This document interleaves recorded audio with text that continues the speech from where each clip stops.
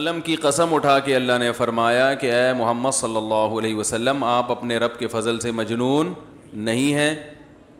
وَإِنَّكَ لَعَلَىٰ خُلُقٍ عَظِيمٍ آپ بہترین خلق اخلاق پر ہیں. تو اخلاق کو ڈیفائن کر رہا تھا میں کہ اخلاق کی ڈیفینیشن کیا ہے. خلق کہتے ہیں وہ نیچر جس پہ انسان کو پیدا کیا گیا. وہ تو ہر ایک کی اچھی ہوتی ہے لیکن خود اپنی حرکتوں سے بھی انسان اپنی نیچر بناتا ہے. برائی کرتے چلے جائیں گے تو گھٹی میں برائی پڑ جائے گی, اچھائی کرتے چلے جائیں گے تو گھٹی میں اچھائی پڑ جائے گی. تو نبی صلی اللہ علیہ وسلم کے اخلاق سب سے اچھے تھے. حالانکہ آپ صلی اللہ علیہ وسلم غضبناک بھی ہوتے تھے, آپ صلی اللہ علیہ وسلم میدان جنگ میں لڑتے بھی تھے, آپ صلی اللہ علیہ وسلم دشمن کو بعض دفعہ معاف بھی کرتے تھے لیکن بعض دفعہ انتقام بھی لیتے تھے. تو اس سے پتہ چلتا ہے, جو بار بار میں بات ریپیٹ کر کے سمجھا رہا ہوں, اخلاق صرف کسی سے مسکرا کے بات کرنا نہیں ہے, بعض دفعہ کسی کی گردن اڑانا بھی اخلاق ہوتا ہے, بشرطے کہ اس کی شریعت نے اجازت دی ہو. بعض دفعہ چور کے ہاتھ کاٹنا, یہ خود نہ گردنیں اڑانا شروع کر دیں, یہ گورنمنٹ کا کام ہے. چور کے ہاتھ کاٹنا بھی کیا ہوتا ہے؟ اخلاق. نبی صلی اللہ علیہ وسلم کے دور میں چوری ہوئی, آپ نے ہاتھ کاٹنے کا حکم دیا. تو زید ابن حارثہ رضی اللہ عنہ نبی کے منہ بولے بیٹے تھے اور بہت ہی چہیتے تھے. آپ نے ان کو بیٹا بنایا ہوا تھا. آج کل تو لوگ چاہتے ہیں نا اپنی اولاد دو سے زیادہ نہ ہو, تو پہلے زمانے میں اپنی بھی ہو رہی ہے, دوسروں کی اولاد کو بھی اپنا بنا لیا جاتا تھا. تو یہ فیملی پلاننگ کی نحوست ہے کہ لوگوں نے انسانوں کو بوجھ سمجھنا شروع کر دیا ہے کہ انسان جو ہے وہ بوجھ ہوتے ہیں, وہ آپ کا خرچہ کراتے ہیں. تو زید ابن حارثہ کو نبی نے کیا بنایا؟ حالانکہ اجمی تھے, غلام تھے, تو ان کو اپنا بیٹا بنا لیا. وہ بے پناہ محبت نبی ان سے کیا کرتے تھے. حالانکہ بھائی عرب تو ویسے بھی اجمیوں سے محبت اکثر آج بھی نہیں کرتے, تو پہلے کیا حال ہوتا ہوگا. آپ بھی جاؤ نا, کوئی اجمی آئے تو وہ زیادہ لفٹ نہیں کراتے اس کو, اللہ ماشاء اللہ جو دیندار ہیں وہ الگ بات ہے. تو نبی صلی اللہ علیہ وسلم کے یہ اخلاق تھے کہ آپ صلی اللہ علیہ وسلم نے ایک عجمی کو جو کہ غلام تھے ان کو بیٹا بھی بنایا. اتنا بڑا شرف کہ بیٹا بنا دیا. بھائی کچھ خادم کے طور پہ رکھ لیتے ہیں, بھائی ملازم کے طور پہ رکھ لیتے, پھر عزت دیتے. نہ نہ نہ, بیٹا بنانے میں جو عزت ہوتی ہے وہ کہیں بھی اس سے زیادہ تو عزت ہے ہی نہیں نا کوئی. بیٹا بنایا اور ایسا اتنی محبت دی ان کو, اتنی محبت دی کہ جو ان کے والدین کو جب پتہ چلا نا کہ ہمارا بیٹا یہاں پایا جاتا ہے تو وہ لینے کے لیے آئے. پہلے زمانے میں ایسا ہوتا تھا کہ کوئی ان نون پرسن آپ کے علاقے میں آ گیا نا, کوئی پاسپورٹ ویزا تو ہے نہیں, تو غلام بنا لیا جاتا تھا. آج کل حکومت قتل کر دیتی ہے, جیل میں ڈالتی ہے. آپ اللیگل کسی ملک چلے جائیں تو حکومت کو رائٹ ہوتا ہے بھائی, وہ جان سے بھی مار سکتے ہیں. تو پہلے زمانے میں جان سے مارنے کے بجائے کیا کرتے تھے؟ غلام بنا لو اس کو. تو اب جب والدین ان کے آئے ان کو لینے کے لیے, ان کے رشتہ دار آئے کہ ہمیں, ان کا خیال تھا رشتہ داروں کا, جب زید ابن حارثہ کو پتہ چلے گا کہ اوریجنل والدین آ گئے ہیں تو وہ تو خوشی سے پاگل ہو جائیں گے, تو ہم ان کی منہ مانگی قیمت دے کے ان کو چھڑا کے لے آئیں گے.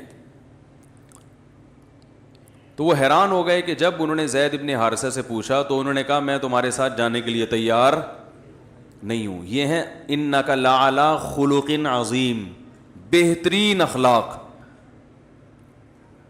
کہ وہ نبی کے پاس رہ کر ان کو نبی سے اتنی محبت ہو گئی کہ میں یہیں رہوں گا, میں واپس جانے کے لیے تیار نہیں ہوں. ایک طرف اخلاق کا یہ عالم ہے. اب رسول اللہ صلی اللہ علیہ وسلم کے دور میں چوری ہوئی تو لوگوں نے کہا بھائی سفارش کرو, یہ تو بڑے خاندان کا آدمی ہے, یہ عورت تھی کہ اس کا ہاتھ کٹ گیا تو مسئلہ ہو جائے گا, تو اب نبی سے سفارش کرے گا کون؟ کسی نے کہا بھائی حب رسول اللہ, نبی کے سب سے چہیتے تو زید ابن حارثہ ہیں, ان سے کہہ دو, وہ کر دیں گے تو نبی مان جائیں گے.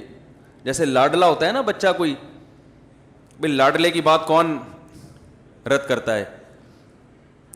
زید ابن حارثہ نے شکایت کی کہ یا رسول اللہ, لوگ کہہ رہے ہیں آپ تھوڑی رعایت کر لیں, ان کا ہاتھ نہ کاٹیں. آپ صلی اللہ علیہ وسلم غضبناک ہوئے, فرمایا اللہ کی قسم اگر فاطمہ بنت محمد بھی چوری کرتی صلی اللہ علیہ وسلم لسرقتها, تو میں اس کا ہاتھ بھی کاٹ ڈالتا. اور آپ نے چور کا ہاتھ کاٹنے کا حکم دیا. ایک طرف اخلاق ایسے ہیں کہ غلام آپ کے پاس رہنے کو ترجیح دے رہا ہے, اپنے والدین کو ترجیح نہیں دے رہا. دوسری طرف اخلاق ایسے ہیں کہ چور کا ہاتھ, بولو بھائی, اب کوئی انگریز یہاں وحشیانہ منظر دیکھ لے کہ ہاتھ کاٹا جا رہا ہے, وہ کہے گا یار یہ کیسا اسلام ہے بھائی, یہ کیسے نبی ہیں, یہ تو دہشت گرد ہیں معاذ اللہ, یہ تو دہشت گردی کی تعلیم ہے, ہاتھ کاٹا جا رہا ہے بھائی, کوڑے لگا دو, تھپڑ لگا دو, تبلیغ میں بھیج دو 4 مہینے کے لیے, چلہ لگا دو, سیروزہ لگا دو, سمجھا دو. محبت سے بھی تو سمجھایا جا سکتا ہے. لوگ کہتے ہیں نا بھائی, لوگ ایسے موقع پہ کیا کہتے ہیں بھائی, اصل چیز تو رسپیکٹ ہے ڈائلاگ ہے. آپ کسی کو عزت دو گے تو وہ بھی آپ کو عزت دے گا. رسپیکٹ ہے, محبت ہے, محبت سے جو کام ہوتا ہے وہ سختی سے نہیں ہوتا. بھائی یہ اصول کلی نہیں ہے. عزت دو گے تو عزت ملے گی, لیکن بشرطے کے سامنے والا بھی عزت کا مطلب جانتا ہو, ورنہ عزت دو گے تو وہ ذلیل کرنے پہ آ جائے گا. بعض لوگ ہیں وہ دبا کے رکھو گے نا تمیز سے چلتے ہیں, وہ سمجھے. آپ کہہ رہے ہو یار ان کو ہمارے گھر کی باتیں کہاں سے پتہ چلتی ہیں, کہہ رہے یار یہ پتہ نہیں مولوی صاحب ایسی باتیں کرتے ہیں بالکل صحیح کہ کہاں سے کر رہے ہیں. بعض لوگ ایسے ہوتے ہیں ان کو جتنا دبا کے رکھو گے نا اتنا تمیز سے چلیں گے وہ. بعض ملازم ایسے ہوتے ہیں ان کو عزت دی آپ کو بیچ کے کھا جائیں گے, وہ حقیقت ہے. وہ کہیں گے ہمارے سیٹ صاحب میں بتا کتنے کا لے گا یہ. تو یہ چل رہا ہے, مارکیٹ میں چل رہا ہے. تو عزت دو عزت لو یقیناً صحیح ہے, لیکن یہ عزت بھی قابل عزت لوگوں کو کے لیے, یہ مقولہ بھی کس کے لیے ہے, جو قابل عزت ہوتے ہیں, جن کی گھٹی میں ذلت ہے, جو بائی نیچر برے ہوتے ہیں, ان کو عزت دینے سے عزت نہیں ملتی. تو رسول اللہ صلی اللہ علیہ وسلم کے ایک طرف اخلاق کہ زید ابن حارثہ جانے کے لیے تیار نہیں ہے, دوسری طرف چور کا ہاتھ تو بہرحال کاٹنا ہے. آپ کہہ سکتے ہیں بھائی یہ تو اس لیے کاٹ رہے تھے کہ اللہ کا حکم ہے, مجبور تھے, تو اللہ کے حکم کے سامنے تو کوئی کچھ نہیں کر سکتا. واقعی ایسا ہی ہے کہ اصل میں اللہ کا حکم تھا چور کا ہاتھ کاٹو, قرآن کی آیتیں ہیں, لیکن سوال یہ پیدا ہوتا ہے تو پھر کیا اللہ نے بد اخلاقی کا حکم دیا, اللہ نے دہشت گردی کا حکم دیا کہ چور کا ہاتھ کاٹو؟ اللہ ظالم ہے بھائی. نبی کے اخلاق بہت اچھے, مگر نبی کی صفات اللہ سے آگے تو نہیں ہے نا, نبی کی رحمت اللہ سے زیادہ تو نہیں ہے نا بھائی, اللہ تو سب سے زیادہ رحیم ہے. تو یہ کیا بات ہے کہ اللہ کو ترس کیوں نہیں آ رہا چور پہ کہ اس کا ہاتھ مت کاٹو؟ میں یہ اتنی ڈیٹیل میں اس لیے جا رہا ہوں کہ ہمارے ہاں بیلنس نہیں ہے. اخلاقیات کی بات ہوتی ہے تو اخلاق اخلاق اخلاق اخلاق اتنا ہو کہ وہ, اور جو بد اخلاق ہیں وہ اس طرف لڑک جاتے ہیں. اسلام کی خوبی یہ ہے کہ اس نے ہر چیز میں بیلنس رکھا ہے. نہ اتنے میٹھے بنو کہ لوگ نگل جائیں, نہ اتنے کڑوے بنو کہ لوگ تھوکنا شروع کر دیں. بیلنس, تمیز سے چلو, تمیز سے, ہوشیاری کے ساتھ, صحیح ہے نا, تمیز سے چلو. جرائم کو ایک حد تک برداشت کیا جائے گا, اس کے بعد مجرم کی معافی نہیں ہے, کیونکہ مجرم کو معاف کر دینا در حقیقت عام لوگوں کے ساتھ زیادتی ہے. پھر دیکھو بدعتی کی تعظیم سے منع کیا گیا ہے. بدعتی کی وجہ اس کی یہ کہ ایک کافر اور فاسق کی آپ تعظیم کرتے ہو, لوگوں پہ برا اثر نہیں پڑتا, لوگوں کو پتہ یہ تو کافر ہے, یہ ہدایت پہ تھوڑی ہے بھائی. لوگ اس کو تھوڑی اس سے متاثر ہوتے ہیں, سب کو پتہ ہے یہ کافر ہے, ہم اس کے دین کو فالو نہیں کرتے. بدعتی میں مسئلہ یہ ہوتا ہے کہ وہ لیبل اسلام کا لگاتا ہے, جب اس کو عزت ملے گی تو لوگ اس کو قابل عزت سمجھ کے اس کو فالو کرنا شروع کر دیتے ہیں, اس کو فالو کرنا شروع کر دیتے ہیں. اس سے نقصان کس کا ہے؟ اسلام کا. نقصان اسلام کا ہوتا ہے اس سے. بعض دفعہ شخصی فائدہ دیکھا جا رہا ہوتا ہے, ایک شخص کا فائدہ دیکھا جا رہا ہوتا ہے, لیکن اس کی وجہ سے جو امت کو نقصان ہو رہا ہے وہ ہماری نظر میں نہیں ہوتا. تو بیلنس نہیں ہے.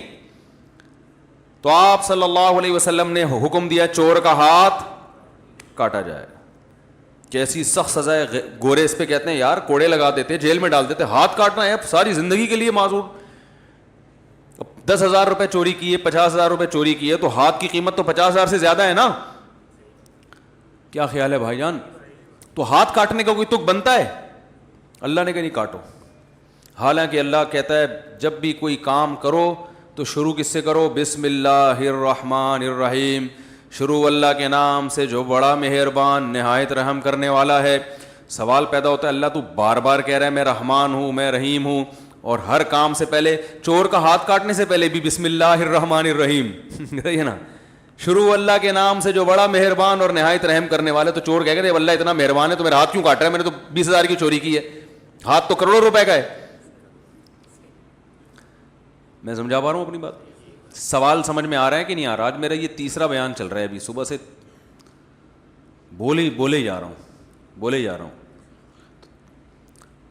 پہلے جامع میں بیان تھا 1-1.5 گھنٹے کا, پھر وہاں سے نکلے تو پھر ایک مسجد میں بیان تھا, وہ بھی 1.5-1.25-2 گھنٹے کا ہو گیا. تو بول کے پھر مغرب کے بعد ہی بول ہی رہا ہوں, ملاقاتوں کے لیے لوگ آئے. پھر عصر کے بعد ایک صاحب آئے بغیر اطلاع کے, ان کو ڈانٹنے میں کافی توانائی خرچ ہوئی ہے میری, بغیر اطلاع کے آ گئے دروازہ بجانے. اللہ تعالیٰ ان کو جزائے خیر دے, بہرحال بڑے نیک آدمی تھے, لیکن مجھے غصہ آ گیا. میں نے کہا کیا مذاق ہے یار, میں انسان نہیں ہوں, میں گدھا ہوں کیا؟ ایسے میں نے ان سے بات کرنا شروع کر دی کہ یار میں انسان نہیں ہوں, آپ بلا وجہ گھر میں. تو وہ بیچارے داڑھی والے, پھر میں نے ایکسکیوز کیا, ان سے سوری کیا. اب اخلاق کا تقاضا تو یہ تھا کہ میں کہتا آپ بھی تشریف لے آئے ہیں بھائی. مجھے بڑی خوشی ہوئی کہ گھر میں تو میں ٹائم ہی نہیں دے پا رہا, اور نبی صلی اللہ علیہ وسلم کے پاس تو جو بھی آتا تھا آپ بیٹھ جایا کرتے تھے. کوئی بات نہیں, اگر میں مسجد میں آپ کو نہیں ملا تو گھر میں آ کے دروازہ بجا کے مجھے آپ نے کمبل سے باہر نکالا. میں بہرحال کیونکہ رسول اللہ صلی اللہ علیہ وسلم نے فرمایا کہ مسکرا کے بات کرنا صدقہ ہے, تو میں بھی آپ سے مسکرا کے بات کروں گا, دفع ہو جائیے یہاں سے. یہی ہوگا نا بھائی. اب اخلاق کا تقاضا ہے تھوڑا سختی کرو. عوام کنٹرول میں نہیں آ رہی ہے تو سختی کے بغیر کنٹرول میں. بھائی ایک اصول بنا دیا کہ ٹائم لینے کا یہ طریقہ ہے, ملاقات کا یہ طریقہ ہے, یہ ٹائم ہے. میں نے ان کو اپنی ڈائری دکھائی, میں نے کہا اس میں آپ کہیں بھی نہیں ہو, اگر اس میں کہیں ہوتے پھر میں ٹائم نہ دیتا تو میری غلطی ہے. تو کہنے لگا میں تو اور ڈال دیں. میں نے کہا پھر ہاں یہ کہیں کہ اس میں ہمیں بھی, تو پھر میں نے ان کو کوئی ٹائم دے دیا. تو اب ہوتا یہ ہے کہ جس آدمی کا دنیا میں ملاقاتوں کے علاوہ کوئی بھی کام ہی نہ ہو, اس کے لیے تو یہ ٹھیک ہے, وہ جتنی ملاقاتیں کرے گا اتنا ثواب اس کو زیادہ ملے گا. بعض لوگ ہم پہ کہتے ہیں تبلیغ والے تو ہر ایک سے ملتے ہیں, آپ کیوں نہیں ملتے؟ او بھائی ان کا تو کام ہی یہی ہے ملیں, وہ تو جتنے زیادہ لوگوں سے ملیں گے اتنا فائدہ ہے ان کو. ان کا تو کام کیا کہ اپنی بات زیادہ سے زیادہ لوگوں تک پہنچانا. یہ تبلیغ کا ایک طریقہ ہے, ایک شعبہ ہے جو انہوں نے اختیار کیا. لیکن صرف یہی تو نہیں ہے نا, دین کی تبلیغ کے اور بھی تو بہت سارے طریقے ہیں. مسائل پہ تحقیق کرنا, حلال و حرام, یہ ریسرچ کرنا, یہ کس کا کام ہے؟ یہ تو علماء کا کام ہے. کتاب پڑھنے کا ٹائم ہی نہیں ملتا. اسی طرح بغیر کتاب جب انسان کچھ پڑھتا نہیں ہے نا تو آہستہ آہستہ اس کا علم کا لیول نیچے آنا شروع ہو جاتا ہے. عوام کے پاس بیٹھنے سے کبھی علم میں اضافہ نہیں ہوتا. جو لوگ سارا دن عوام سے ملاقاتیں کرتے ہیں تو ان کا علم کا لیول نیچے آتا ہے. علم آتا ہے علماء کے پاس بیٹھنے سے, عوام میں تو اس علم کو ڈیلیور کرنا ہے. تبھی جو علماء تدریس نہیں کرتے, کوئی کتاب نہیں پڑھاتے, وہ صرف عوام میں تقریریں کرتے ہیں, وہ کچھ دنوں میں بالکل ڈاؤن جانا شروع ہو جاتا ہے. ان کا جو معلومات کا لیول ہے نا وہ بالکل سطحی باتیں پہ آ جاتے ہیں وہ. تو بھائی اگر ہمیں کچھ پڑھنے کا بھی ٹائم دے دو, کچھ ریسرچ کا بھی ٹائم دے دو, پھر ہمارے گھر بھی ہیں ماشاءاللہ, بچے بھی ہیں, ان کا بھی ٹائم دے دو یار, کو تھوڑا سا تمیز سے ان کے ساتھ بھی کبھی بیٹھ جایا کریں. کھانے کا ٹائم دے دو, سونے کا ٹائم دے دو. ٹھیک. تو اب یہاں پر لوگ کہتے ہیں یار یہ کیسے غصے سے بات کرنے مل نہیں رہے. بھائی یہاں اخلاق کا تقاضا یہ ہے کہ آپ نے اپنے, یہ میں دیکھیں اپنی بات نہیں کر رہا, آپ کو بھی ایک اصول بیان کر رہا ہوں میں, یہ ہر ایک کے لیے اصول ہے کہ صبح سے شام زندگی گزارنے کے لیے آپ کے پاس کرنے کے بہت سارے کام ہوتے ہیں. سارے کام نہیں کیے جا سکتے, ترجیح دینی پڑتی ہے کون سا امپورٹنٹ ہے اور کون سا امپورٹنٹ نہیں ہے. پھر امپورٹنٹ میں کون سا موسٹ امپورٹنٹ اور کون سا کم درجے کا امپورٹنٹ. نہیں یاری بات. ٹائم مینجمنٹ میں جو پڑھایا جاتا ہے نا کہ 4 قسم کے کام ہوتے ہیں. ایک وہ جو اہم بھی ہے ارجنٹ بھی ہے, دوسرا وہ جو اہم ہے ارجنٹ نہیں ہے, تیسرا وہ جو ارجنٹ ہے اہم نہیں ہے, چوتھا وہ جو نہ ارجنٹ ہے نہ اہم ہے. بھائی بات آ رہی ہے سمجھ میں؟ بھائی 4 قسم کے, جب دن بھر جتنے کام کرتے ہیں وہ 4 حصوں میں ڈیوائڈ ہوتے ہیں, اہم اور ارجنٹ.